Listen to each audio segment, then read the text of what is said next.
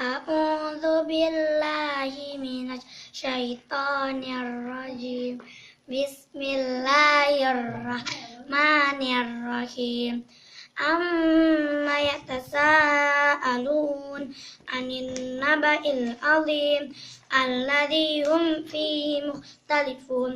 كلا سيعلمون ثم كلا سيعلمون.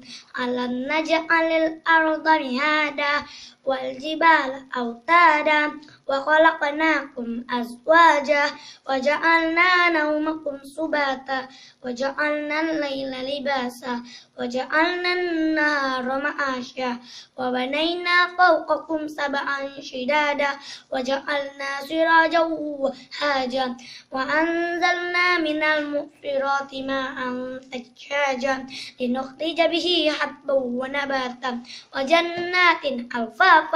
إن يوم الفصل كان ميقاتا يوم ينفخ في الصور فتأتون أفواجا وفتحت السماء فكانت أبوابا وسيرت الجبال فكانت سرابا. إن جهنم كانت مرصادا للطاغين مآبا لابثين فيها أحقابا لا يذوقون فيها بردا ولا شرابا إلا حميما وغساقا جزاء وفاقا.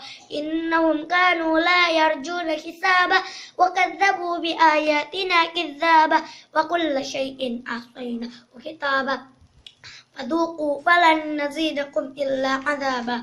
إن للمتقين مفازا حدائق وأعنابا وكواعب أترابا وكأسا دهاقا لا يسمعون فيها لغوا ولا كذابا جزاء من ربك عطاء حسابا. رب السماوات والأرض وما بينهما الرحمن لا يملكون منه خطابا. يوم يقوم الروح والملائكة صفا لا يتكلمون إلا من أذن له الرحمن وقال صوابا. ذلك اليوم الحق فمن شاء اتخذ إلى ربه مآبا.